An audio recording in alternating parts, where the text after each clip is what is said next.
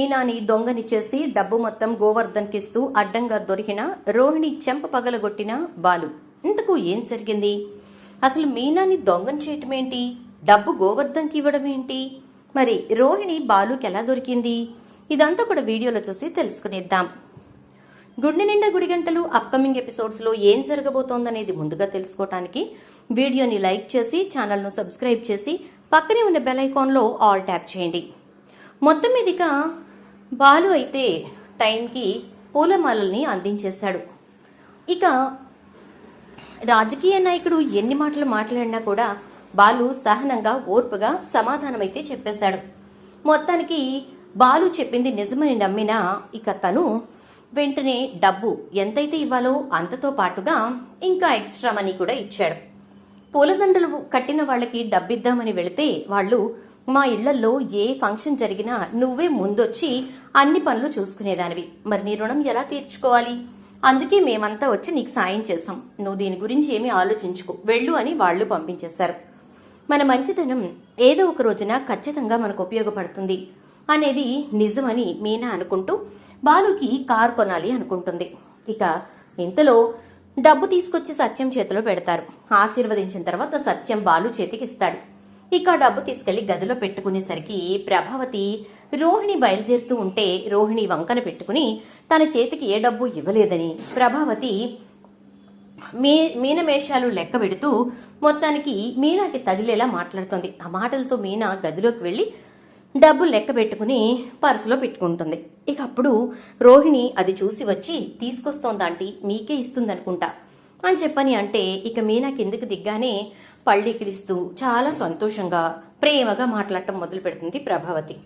అంతా అయిపోయిన తర్వాత టీ పొయ్యి మీద పెట్టాను, టిఫిన్ వేడిగా ఉంది, తినేసేయండి అని మీనా అయితే రాజేష్ వాళ్ళ దగ్గరికి వెళ్తుంది. ప్రభావతి ఉక్రోషంతో ఊగిపోతూ ఉంటుంది.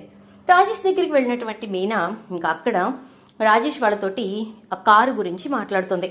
ఆయనకు కారు కొనాలనుకుంటున్నాను అన్నయ్య అని చెప్పని అంటే మంచి ఆలోచనమ్మా అనేసి అంటాడు రాజేష్. అయితే ఆయన అమ్మేసిన కార్ ఆయనకి తిరిగి వస్తే బావుండు అనేది నా ఆలోచన. ఒకసారి మీరు వాళ్ళతోటి మాట్లాడతారా అంటే వాడు కార్ ఎక్కడ అమ్మాడనేది నాకు ఐడియా లేదు, కానీ ఇప్పుడు ఆ కార్ ఏ స్టాండ్లో ఉందో నాకు తెలుసు, సో నేను కనుక్కుంటాను అని చెప్పి రాజేష్ ఆ స్టాండ్లో తనకు తెలిసిన వాళ్ళు ఉంటే వాళ్ళకి ఫోన్ చేసేసరికి ఆ కారు కొనుక్కున్న అతను లైన్లోకి వస్తాడు. అన్నా, కార్ అయితే అమ్మడానికి బాలు చాలా బాధపడుతూ అమ్మాడనా? సరే, నేను ఇవ్వడానికి నాకేం అభ్యంతరం లేదు. బాలు నాకు అమ్మింది 2 లక్షలకి. నేను దాని మీద పెద్దగా ఏమీ తిరిగి సంపాదించింది లేదు. అంటే కారు మంచిదని కాదు, అప్పటి నుంచి నేను పెద్దగా దాన్ని ఏమీ తిప్పలేదు. కాబట్టి ఒక 10,000 లాభం వేసి నాకు ఇచ్చేసేయండి అన్న, చాలు అని చెప్పని అంటాడు. దాంతో ఇక మీనాకి ఆ విషయం చెప్పేసరికి రాజేష్ అయితే మీనాకి రాజేష్ ఆ విషయం చెప్పేసరికి మీనా చాలా సంతోషిస్తుంది. అలాగే నేను ఆ డబ్బు తీసుకుని వస్తాను, మనం తీసుకుని వెళ్ళి ఆ కార్ తీసుకొచ్చి ఆయనకి బహుమతిగా ఇద్దామన్నయ్య అంటుంది. సరేనమ్మా అంటాడు రాజేష్. ఇక మీనా ఇంటికి వెళ్తుంది. తన గదికి వెళ్లి డబ్బు తీసుకుని వెళదాం అనుకునే లోపు ఇంట్లో డబ్బు కనిపించదు. ఒక్కసారిగా షాక్ అయిపోతుంది మీనా. అత్తయ్య అత్తయ్య అంటూ పిలిచేసరికి ఏమైంది అని చెప్పని అంటుంది ప్రభావతి. నా గదిలో పెట్టిన డబ్బు కనిపించట్లేదు అని అనేసరికి ఇందాక డబ్బులు లెక్క పెట్టుకుని పర్సులో పెట్టుకుని మీ పుట్టింటికి వెళ్ళావు కదే, అక్కడ ఎవరికైనా ఇచ్చి వచ్చి ఇక్కడ పోయిందని చెప్పని నాటకం ఆడుతున్నావా ఏంటి? అయినా మీది దొంగల ఫ్యామిలీయే కదా, మీ తమ్ముడో పెద్ద దొంగ, నువ్వు కూడా అదే పని చేసావేమో అంటుంది. ఏం మాట్లాడుతున్నారు అత్తయ్య? దొంగల ఫ్యామిలీ ఏంటి, దొంగతనం చేయటం ఏంటి? అసలు మీరు మాట్లాడే మాటకి అర్థం ఉందా? నా ఇంట్లో నా డబ్బు నేనెందుకు దొంగతనం చేస్తాను? అయినా మా పుట్టింటికి డబ్బు ఇవ్వడానికి వెళ్ళానని మీకెవరు చెప్పారు అనగానే ఇంట్లోంచి డబ్బు లెక్క పెట్టుకుని ఆడపిల్ల తీసుకెళ్ళింది అంటే కోడలు పుట్టింటికి కాక ఇంకెక్కడికి పెడుతుందేంటి అని చెప్పని అంటుంది. సరే, మీ ఇష్టం వచ్చినట్టు మీరు అనుకోండి, కానీ మిగిలిన డబ్బులు ఎక్కడా అనగానే నాకు తెలీదు, నాకేం తెలుసు అంటుంది ప్రభావతి. నేను వెళ్ళిన తర్వాత ఇక్కడ ఇంకెవరు వెళ్ళారు? నేను వెళ్ళేటప్పుడు ఇక్కడ రోహిణి ఉంది కదా అని అంటుంది.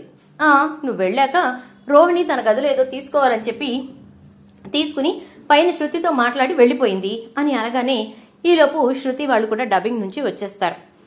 శృతి, నీతో పొద్దున రోహిణి వచ్చి మాట్లాడిందా అంటే లేదే, నాతో ఏం మాట్లాడలేదు, తను పైనుంచి కిందికి దిగడమే చూశాను నేను. అత్తయ్య గారితో మాట్లాడింది, ఆ తర్వాత పైకొచ్చి నీ గదిలోకి చూసింది, మళ్ళీ కిందికి వచ్చేసింది. ఇక ఆ తర్వాత అటు నుంచి అట్టే వెళ్ళిపోతున్నానందే. ఆ పైకి రావడం కూడా నేను చూడలేదు అనగానే, నేను చూశాను, తను పైకి వెళ్ళింది, నీతో మాట్లాడడానికే వచ్చింది అనగానే, లేదత్తయ్య, నా దగ్గరికైతే వచ్చి ఏం మాట్లాడలేదు అంటుంది శృతి. ఇక దాంతో రోహిణి పైకి వెళ్ళడం ఏంటి, మరి శృతితో మాట్లాడకపోవడం ఏంటి, శృతితో మాట్లాడడానికి వెళ్తున్నాను అని చెప్పేసి ప్రభావతికి చెప్పడం ఏంటి అని ఆలోచిస్తూ ఉంటాడు రవి, ఇంకా ఇటు నుంచి మీనా. ఈలోపు సత్యం వచ్చేసరికి విషయం మొత్తం చెప్తారు. ఇంట్లో ఉన్న డబ్బు ఎక్కడికి పోతుంది, సరిగ్గా వెతికావమ్మా మీనా అంటే, లేదు మావయ్య గారు, పొద్దున్న ఎక్కడ పెట్టానో అక్కడ క్లియర్గా వెతికాను, ఇంకా పక్కనున్న బట్టల్లో కూడా చూశాను, పక్క ర్యాక్లో కూడా చూశాను, ఎక్కడా లేవు. 2.5 లక్షల రూపాయలు నేను తీసుకెళ్ళింది కూడా పైన ఆయనకి ఈనాంగా ఆయన ఇచ్చిన డబ్బు మాత్రమే అని చెప్పని అనేసరికి, మరి ఏమైపోయినట్టు అని చెప్పని అనుకుంటూ ఇక ఇంట్లో వాళ్ళంతా కంగారు పడుతూ ఉంటారు. మనోజ్ అయితే బయటికి వెళ్ళి వచ్చి, ఏమైంది నాన్న అని చెప్పనంటే, ఎక్కడికి వెళ్ళావురా అని చెప్పని అంటాడు సత్యం. ఇంటర్వ్యూ ఉంటే వెళ్ళొచ్చాను నాన్న, ఇంటర్వ్యూలో సెలెక్ట్ అయ్యాను, జాబ్ వచ్చింది అని చెప్పనంటే, ఈసారి ఎంత కట్టాలరా అన్నయ్య అంటాడు ఇక రవి. అయితే ఏం కట్టక్కర్లేదురా, నెలకి 25,000 రూపాయల జీతం అని చెప్పని అంటాడు. పోన్లేరా, మొత్తానికి ఏదో ఒకటి సాధించావు, అస్సలు పని చేయట్లేదని చెప్పి ఇవాళ రేపు పూలు అమ్ముకునే వాళ్ళు కూడా నిన్ను మాట్లాడేవాళ్ళు అయిపోయారు అని చెప్పి ప్రభావతి అంటుంది. 7 డిగ్రీలు మేమే సంపాదిస్తున్నాం, 10 డిగ్రీలు పెట్టుకుని ఆడు 25 కూడా సంపాదించకపోతే ఇంకెందుకమ్మా అంటాడు రవి. ఏరా, ఇన్ని రోజుల నుంచి బాలుగడు మాత్రమే మాట్లాడుతున్నాడు అనుకుంటే నువ్వు కూడా మాట్లాడటం మొదలు పెట్టావా అని చెప్పని అంటుంది ప్రభావతి. ఇక అలా అయిపోయిన తర్వాత మొత్తం మీద ఇప్పుడు ఏంటి గొడవంతా అంటే, డబ్బు కనిపించట్లేదురా, పొద్దున్న ఆఫీస్కి వెళ్లే ముందు రోహిణి శృతితో మాట్లాడి వెళ్తానని చెప్పి పైకి ఎక్కింది, శృతి ఏమో నాతో మాట్లాడలేదు అంటోంది, ఇక రోహిణి వస్తే గానీ ఈ వివరం తేలదు అని అనగానే ఇక బయట బాలు కేకలు వినిపిస్తూ ఉంటాయి. మనోజ్, అరే మనోజ్ అని చెప్పి, ఏంటా అని గబగబా లోపలికి వెళ్తాడు ఇక బాలు. ఏంటా అని గబగబా బయటికి వెళ్తాడు మనోజ్తో పాటు రవి కూడా బయటికి వెళ్తాడు. బాలు చాలా కోపంగా ఊగిపోతూ అరుస్తూ ఉంటాడు. హరే, ఇంటి పరువు రోడ్డు మీద పెట్టుకోవడం తప్ప ఏమి లేదు, తాగొచ్చావా అంటే, ఇక అదే పనిరా, నాకు తాగడమే పని, తాగితే తప్ప అరవలేనా, తాగితే తప్ప మాట్లాడలేనా, ఏం మాట్లాడుతున్నారా మీరు, సరే ఎంతకీ ఎక్కడ నీ పెళ్ళాం అని చెప్పని అంటే, ఏం మాట్లాడుతున్నావురా బాలు, పెళ్ళామేంటి, వదిన్ని పట్టుకొని అని చెప్పి సత్యం అంటాడు. ఆ మాటలతోటి ఇక వెంటనే బాలు అయితే, వదిన్ని వదిన అనే పిలుస్తాను, కాదని నేను అనట్లేదు, కానీ ఆ పరిస్థితుల్లో తనుండాలి కదా అని అంటాడు. ఏమైందిరా, ముందు నువ్వు లోపలికి రా అని సత్యం బాలుని లోపలికి పిలుస్తాడు. లోపలికి వచ్చినటువంటి బాలు, ఏంటి నాన్న ఇది, అసలు మనకేంటి కర్మ అని చెప్పని అనగానే, ఏం జరిగిందిరా బాలు అంటాడు సత్యం. ఏం జరగటం ఏంటి నాన్న, మన ఇంట్లో డబ్బు కనిపించట్లేదని ఇక్కడ రచ్చ ఏమన్నా మొదలైందా అనగానే, అవును మొదలైంది, 2.5 లక్షల రూపాయలు బీరువాలో పెట్టాను, నా షెల్ఫ్లో చీరల మధ్యలో పెట్టాను, ఆ డబ్బు కనిపించట్లేదు అని చెప్పి ఇక్కడ మీనా అడుగుతోంది అనగానే, చూసారా వాడి ఇంటికి రాకుండానే వాడికి ఇదంతా తెలిసిందంటే మొగుడు పెళ్ళాలు కలిసి ఆడుతున్న నాటకం ఇది అని చెప్పని అంటుంది ప్రభావతి. అవునా, సరేనమ్మా, మేమిద్దరం కలిసి ఆడుతున్న నాటకంలో నీ పెద్ద కోడలు కూడా పాత్రధార అయ్యింది, అందుకే డబ్బు ఆవిడ దగ్గర దొరికింది అంటాడు బాలు. డబ్బు ఆవిడ దగ్గర దొరకడం ఏంటి, ఏదో కావాలని చెప్పి రోహిణి మీద తప్పు పునవాలనుకుంటున్నారు వీళ్ళు, డబ్బు రోహిణి దగ్గర ఎందుకు దొరుకుతుందండి అంటుంది ప్రభావతి. ప్రభా, నువ్వు ఆగుతావా, అసలు వాడు ఏం చెప్పాలనుకుంటున్నాడో చెప్పనివ్వు అని చెప్పేసి ఇక సత్యం అనేసరికి, సరేలండి ఏంటో చెప్పరా అని అంటే, నాన్న 2.5 లక్షల రూపాయలు రోహిణి వదిన గోవర్ధన్ అనే వాడికి ఇస్తూ నాకు దొరికిపోయింది అని చెప్పని అంటాడు. దొరికిపోవడం ఏంటి, ఎవరికో డబ్బు కావాలని చెప్పని ఇస్తోందేమో అని చెప్పని అంటే, ఏ 2.5 లక్షలు ఇవ్వాలి, ఆవిడ దగ్గర ఉన్న డబ్బులు ఇవ్వాలి, మరి మా డబ్బులు ఎలా తీసుకెళ్ళింది అని అంటే, ఆ డబ్బు మీదే అని గ్యారంటీ ఏంట్రా అని చెప్పి మనోజ్ అంటాడు. ఏంటా, నా ఫ్రెండ్ నాకు డబ్బు ఇచ్చాడు కదా, వాడి దగ్గర ఉన్న నోట్ల కట్టల నెంబర్లు కనుక్కున్నాను, వాడు ఆల్రెడీ వాళ్ళ దగ్గర ఉన్న కట్టల నెంబర్లన్నీ వాడి దగ్గర ఉంటాయి కాబట్టి వాడు చెప్పాడు, ఆ నెంబర్స్ ఈ నెంబర్స్ టాలీ అయిపోయాయి, ఉదయం మేము తీసుకొచ్చిన డబ్బు మాకు ఆ మాత్రం తెలీదా, మొత్తం నీ భార్య దగ్గరే దొరికింది, ఆ గోవర్ధన్ అనేవాడికి కాళ్ళు వేళ్లు పట్టుకుని బ్రతిమలాడుతూ ఈ డబ్బు వాడి చేతికిస్తోంది, ఏంటి అని చెప్పి నేను వెళ్ళి వాడిని కొట్టాను, వాడు అసలు మంచి వెదవే కాదు, వాడు మీ పెళ్లి రోజున నా కారు ఎక్కాడు, ఎవరినో చాలా ఇదిగా బెదిరించాడు, ఒక రకంగా వాళ్ళ జీవితాన్ని నాశనం చేస్తానని చెప్పి వాడు మాట్లాడిన మాటలకి కోపం వచ్చి వాడిని పిచ్చ కొట్టుడు కొట్టాను. అలాంటి వాడిని కాళ్ళు చేతులు పట్టుకుని బ్రతిమలాడుకుంటూ నీ భార్య ఈ డబ్బు తీసుకో, తర్వాత మిగిలింది ఇస్తాను, ఇప్పుడే ఈ డబ్బు తీసుకురావడానికి నానా తిప్పులు పడాల్సి వచ్చింది, ఇంట్లో ఎవరికీ కనిపించకుండా దొంగతనంగా తీసుకొచ్చాను అని చెప్పటం నేను విన్నాను అని చెప్పని అంటాడు బాలు. దాంతో ఇక అప్పుడే రోహిణి వస్తుంది. భయంగానే వస్తుంది రోహిణి. ఏంటి రోహిణి, ఏంటి వీడనేది? నువ్వెవరికో డబ్బిస్తూ వీడికి దొరికావట, అసలు వాళ్ళెవరికో నువ్వు డబ్బు ఇవ్వాల్సిన అవసరం ఏంటి? 2.5 లక్షలు వాళ్ళకి ఇవ్వడం ఏంటమ్మా అని చెప్పని ప్రభావతి అంటూ ఉంటే, అది అత్తయ్య అని చెప్పని అంటుంది. నాన్న, నేను నిజం బయట పెట్టేస్తాను, ఇక నా వల్ల కావట్లేదు. అదొక్కటే కాదు, ఇంకా చాలా ఉన్నాయి ఇక్కడ మనకు తెలియాల్సినవి, మనం తెలుసుకోలేక పప్పులో కాలు వేసినవి అంటూ ఉంటాడు బాలు. ఎందుకంటే రోహిణి ఇంకా గోవర్ధన్ మాట్లాడుకోవడం బాలు వింటాడు. అక్కడ రోహిణి గోవర్ధన్ని బ్రతిమలాడుతూ ఆ డబ్బుని గోవర్ధన్ చేతికిస్తూ, దయచేసి నా జీవితాన్ని నాశనం చేయకు, ఇప్పుడు నువ్వు నా పెళ్లి గురించి నా బిడ్డ గురించి ఇక్కడ బయట పెడితే ఇప్పటికిప్పుడు నన్ను ఇంట్లో నుంచి బయట గెంటేస్తారు. మలేషియాలో మా తండ్రి ఉన్నాడని అబద్ధాలు చెప్పుకుంటూ నా సంసారాన్ని నేను నిలబెట్టుకుంటున్నాను. కానీ తీరా చూస్తే నాకు తల్లుంది, ఆ తల్లి వీళ్లకు తెలిసిన సుగుణమ్మ, నాకో బిడ్డున్నాడు, ఆ బిడ్డే వీళ్లకు తెలిసిన చింటూ అని తెలిస్తే ఇక నా జీవితం అంతే అని చెప్పి బ్రతిమలాడుతోంది. అదంతా కూడా బాలు మనస్సులో ఉంటుంది. చెప్పనా నాన్న అని అంటే, ఏంట్రా ప్రతిసారి చెప్పనా అని ఏదో దాచిపెడుతూ ఉంటావు అని చెప్పని అనగానే ఇక రోహిణి, బాలు అనవసరంగా మాట్లాడకు అని అంటుంది. నువ్వేంటి మాట్లాడుతున్నావు ఇక్కడ? ఏం జరిగిందో నాకు తెలియదు అనుకుంటున్నావా? నువ్వు వాళ్ళతో ఏం మాట్లాడుతున్నావో నాకు తెలియదు అనుకుంటున్నావా అంటాడు బాలు. అలా మాట్లాడుతున్న బాలు మాటలకు సత్యానికి కోపం వస్తుంది.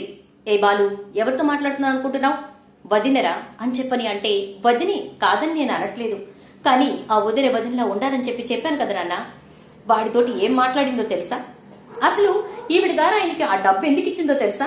నీకు తెలిస్తే ఖచ్చితంగా నీ గుండాగిపోయినంత పని అవుతుంది, కన్ఫర్మ్ గా నీకు కోపం వస్తుంది నాన్న అని చెప్పని అంటూ ఉంటే, రోహిణి ఈలోపు, చూడు బాలు, అనవసరంగా నువ్వు నా విషయాల్లో జోక్యం చేసుకుంటున్నావు, నీకు సంబంధం లేని విషయాల జోలికి నువ్వు వస్తున్నావు అంటూ ఉంటే, నోరు మూసుకో అని చెప్పి చాలా కోపంగా, తప్పు అయినా కూడా రోహిణి చెంపపగలు కొట్టేస్తాడు బాలు. కోపం వస్తే బాలు అంతే కదా, అందులోనూ తను భార్య రాత్రి పగలు కష్టపడి సంపాదించినటువంటి ఆ డబ్బును తీసుకువెళ్లి ఎవరికో ఇస్తూ ఉంటే తనకి కోపం వస్తుందిగా, ఆ కోపంతోనే కొడతాడు. దాంతో ఇక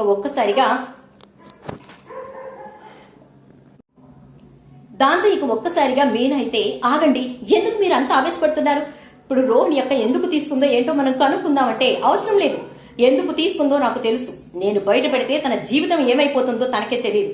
అమ్మా, ఇంకొకసారి నువ్వు ఆవిడని వెనకేసుకొచ్చినా, ఆవిడ కోసం అని చెప్పి నువ్వు మమ్మల్ని ఇష్టం వచ్చినట్టు మాట్లాడినా ఊరుకునే ప్రసక్తే లేదు. రే మనోజ్, నువ్వు అదృష్టవంతుడు అనుకున్నాను రా, చాలా చాలా దురదృష్టవంతుడివి.